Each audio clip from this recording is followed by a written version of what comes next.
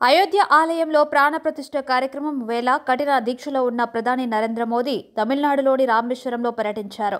ఇక్కడి అగ్నితీర్థంలో పవిత్ర స్నానం ఆచరించారు. సాంప్రదాయ దుస్తులు, రుద్రాక్ష ధరించి పుణ్యస్నానం చేశారు. ఆలయంలోని తీర్థభావుల పవిత్ర జలాలను ఒంటిపై పోసుకున్నారు. అనంతరం రామనాథ స్వామి ఆలయంలో ప్రత్యేక పూజలు చేశారు. అనంతరం అక్కడ జరిగిన భజన కార్యక్రమాల్లో పాల్గొన్నారు. నిత్యం బిజీగా ఉండే ప్రధాని కొన్ని గంటల పాటు అక్కడ ప్రశాంతమైన వాతావరణంలో గడిపారు. అయోధ్యలో రామాలయ ప్రారంభోత్సవం వేళ ప్రధాని మోదీ కొన్ని రోజులుగా దేశంలోని వివిధ ప్రాంతాల్లో రాముడి జీవితంతో ముడిపడి ఉన్న ఆలయాలను సందర్శిస్తున్నారు. ఇందులో భాగంగా మహారాష్ట్రలోని నాసిక్లో ఉన్న రామ్కుండ్ కలారాం ఆలయం, ఆంధ్రప్రదేశ్ లేపాక్షిలోని వీరభద్ర ఆలయం, కేరళ గురువాయూర్ ఆలయం, త్రిప్రయార్ రామస్వామి ఆలయాలను దర్శించుకున్నారు. శనివారం జనవరి 20 తిరుచిరాపల్లిలోని రంగనాథ స్వామి, రామేశ్వరంలోని రామనాథ స్వామి ఆలయాలను దర్శించుకున్నారు. రామేశ్వరం ప్రాంతానికి రామాయణంతో సంబంధం ఉంది. రాముడు రావణాసురుడిని వధించిన తర్వాత ఆ పాపాన్ని పోగొట్టుకునేందుకు ఇక్కడి సముద్ర తీరంలో శివలింగాన్ని తయారు చేసి పూజించాడు. రాముడు ప్రతిష్ఠించిన శివలింగం కావడంతో ఆ ఆలయానికి రామనాథ స్వామి ఆలయం అని పేరు వచ్చింది. ద్వాదశ జ్యోతిర్లింగాల్లో రామనాథ స్వామి ఆలయంలోని శివలింగం ఒకటి. ఏటా ఇక్కడికి లక్షలాది మంది భక్తులు వస్తూ ఉంటారు. సీతాదేవిని రావణుడి చెర నుంచి విడిపించి తీసుకొచ్చిన తర్వాత ఆమె పాతివ్రత్యం నిరూపించుకునేందుకు రామేశ్వరంలో అగ్నిప్రవేశం చేయించాడని చెబుతారు. అప్పుడు సీతాదేవి పతివ్రత్యం తట్టుకోలేని అగ్నిదేవుడు సముద్రంలో మునిగి ఉపశమనం పొందాడని పురాణాల్లో పేర్కొన్నారు. అందుకే దీన్ని అగ్నితీర్థం అని పిలుస్తారట. రామేశ్వరంలోని అగ్నితీర్థం సహా 22 తీర్థ బావులోని పుణ్యజలాలను అయోధ్యకు తీసుకెళ్తున్నారు. రావణుడి తమ్ముడు విభీషణుడికి పట్టాభిషేకం జరిగిన ప్రాంతంగాను రామేశ్వరం ప్రసిద్ధి. రామేశ్వరం నుంచి ధనుష్కోటికి వెళ్లే మార్గంలో విభీషణుడి ఆలయం ఉంది. రామనాథ స్వామి ఆలయంలోని అగ్నితీర్థంతో సహా 22 తీర్థబావుల్లోని పుణ్యజలాలను అయోధ్యకు తీసుకెళ్తున్నారు. ఉత్తర భారతదేశంలోని కాశీలో గంగా నదిలో పుణ్యస్నానం చేసి విశ్వనాథుడిని పూజిస్తే ఎలాగైతే మోక్షం లభిస్తుందని చెబుతారో అదేవిధంగా దక్షిణ భారతదేశంలో ఉన్న రామేశ్వరంలోని అగ్నితీర్థం లేదా 22 తీర్థాల్లో స్నానం ఆచరించి రామనాథ స్వామిని ఆరాధిస్తే ముక్తి లభిస్తుందని చెబుతారు. రామేశ్వరం నుంచి ధనుష్కోటికి వెళ్లే మార్గంలో చిన్న దీవి ఉంది. ఈ దీవిలో కోదండరామస్వామి ఆలయం ఉంది. ఇది కూడా ప్రధానమైన పుణ్యస్థలం. 1964లో ధనుష్కోటిలో ఏర్పడిన ప్రళయంలో అన్ని తుడుచుకుపెట్టుకుపోగా ఈ చారిత్రక ఆలయం ఒకటి మాత్రమే బయటపడింది. ఈ ఆలయంలో రాముడు, లక్ష్మణుడు, సీత, ఆంజనేయుడు, విభీషణుడు కొలువుదీరి ఉన్నారు. ప్రాణప్రతిష్ఠ నిర్వహణ కోసం 140 కోట్ల భారతీయులందరి తరపున ప్రతినిధిగా అయోధ్య రాముడు తనను ఎంచుకున్నాడని మోదీ అన్నారు. ఇది చాలా పెద్ద బాధ్యత. ఈ పవిత్ర కార్యాన్ని నిర్వహించే ముందు ప్రత్యేక నియమ నిష్టలతో ఉన్నాను అని ఆయన జనవరి 12న ట్వీట్ చేశారు. మోదీ ప్రస్తుతం కఠిన దీక్ష చేస్తున్నారు. 11 రోజుల పాటు నేలపైనే నిద్రిస్తూ ఆహారం తీసుకోకుండా కేవలం కొబ్బరి నీళ్లు మాత్రమే తాగుతున్నారు.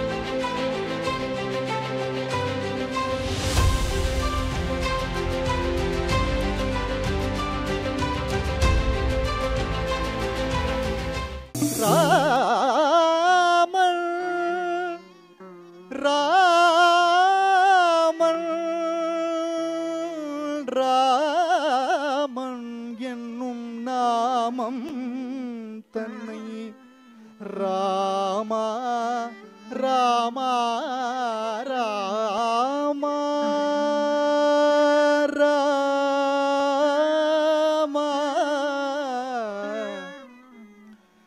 ராமன் என்னும் செம்மை சேர் நாமம் தன்னை கண்களில் தெரிய கண்டான் ராமன் ராமன் ராமன் ராமன் ராமன்